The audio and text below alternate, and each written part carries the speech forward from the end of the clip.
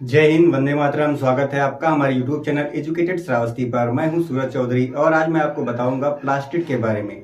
तो हम लोग इस वीडियो में क्या पढ़ेंगे, प्लास्टिड के बारे में पढ़ेंगे। क्लास 9th का बायोलॉजी है, ठीक है।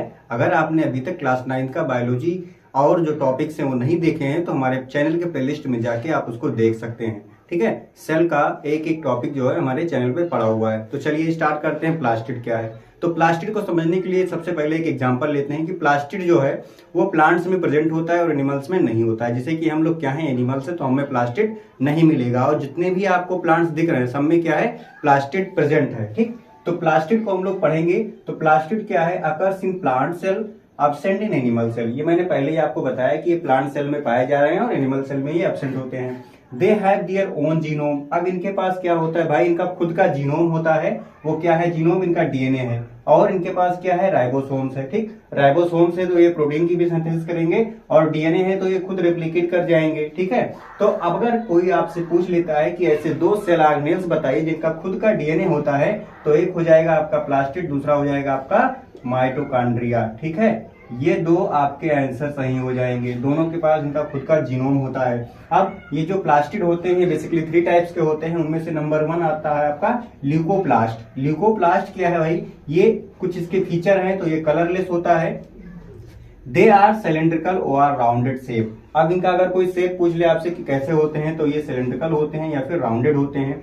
दे takes part in storage of food. अब इनका काम क्या है, इनका आपने स्ट्रक्चर देख लिया, ये सिलेंड्रिकल है या फिर राउंडेड है, कलरलेस है। इनका काम क्या है, ये फूड को स्टोर करने में हेल्प करते हैं।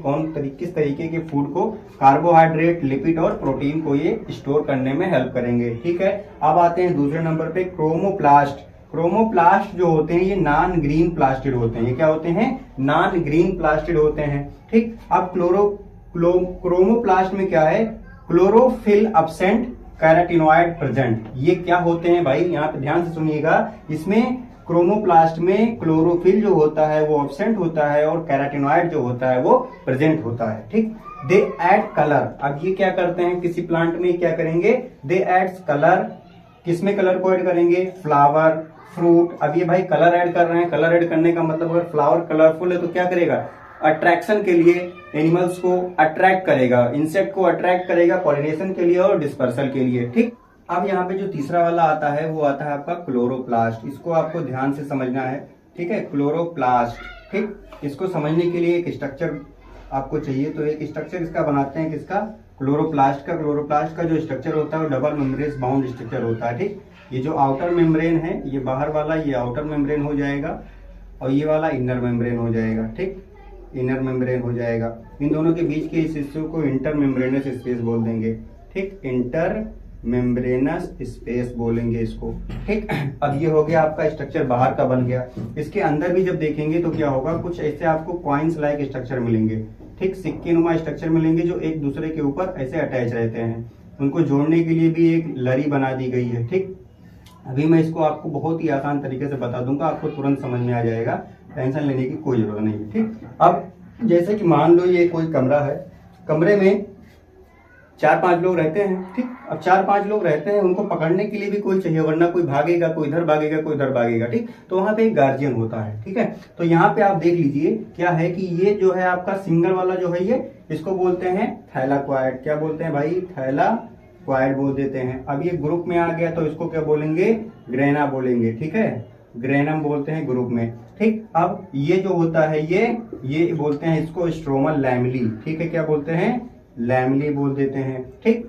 अब आपको ये समझ में आ गया कि जो डबल बाउंडेड स्ट्रक्चर है उसके अंदर ये जो क्वाइन लाइक स्ट्रक्चर पाया जा रहा है इसको थैलाक्वाइड कहते हैं। अगर यही क्वाइन लाइक स्ट्रक्चर ग्रुप में आ जाए तो उसको बोलेंगे ग्रेनम। अब इसको जोड़ने के लिए, दो ग्रेनम को जोड़ने के लिए एक बाउंड्री पाई जा रही है, उसको कहते हैं लैमिली, ठीक है। तो ये आपका पार्ट होगा ग्रेनम का, ये हो गया लैमिली। अब क्लोरोफिल कहाँ प्रेजेंट रहेगा भाई, इसी थैलाक्वाइड के ऊपर, इसी लैमिली के ऊपर, यहीं पे क्लोरोफिल प्रेजेंट होता है, ठीक। तो क्लोरोफिल, अब ये कह सकते हैं आप कि ग्रेनम के पास क्या है भाई, CHL है, क्लोरोफिल है। और ये जो बाकी जो स्पेस बच रहा है, बाकी जो खाली जगह है, इसको कहते हैं स्ट्रोमा, ठीक है। इसको क्या कहते हैं, स्ट्रोमा कहते हैं। स्ट्रोमा के पास क्या होता है, इसके पास एंजाइम होता है, ठीक। स्ट्रोमा के पास एंजाइम होता है, ठीक। अब और भी कुछ बातें हैं जो ग्रेनम होगा जो कि इसके पास क्लोरोफिल प्रेजेंट है, तो यहाँ पे फोटोसिंथेसिस होगा। यहाँ पे क्या होगा?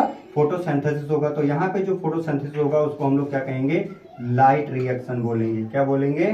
लाइट रिएक्शन बोलेंगे। और जो स्ट्रोमा में होगा वहां पे क्लोरोफिल नहीं प्रेजेंट है, एंजाइम प्रेजेंट है, वहां पे बोलेंगे डार्क रिएक्शन बोलेंगे। ठीक, ये अभी आप जब क्लास 10 में पहुंच जाओगे तो लाइट रिएक्शन और डार्क रिएक्शन अच्छे से आप लोग डिटेल में पढ़ोगे। तो तीसरा वाला क्या था? क्लोरोप्लास्ट था। क्लोरोप्लास्ट क्या होता है? ये कलरफुल होता है। अब और समझने के लिए समझाता हूं मैं आपको। लीफ होती है, लीफ के अंदर क्या होता है भाई? मीजोफिल सेल होती है।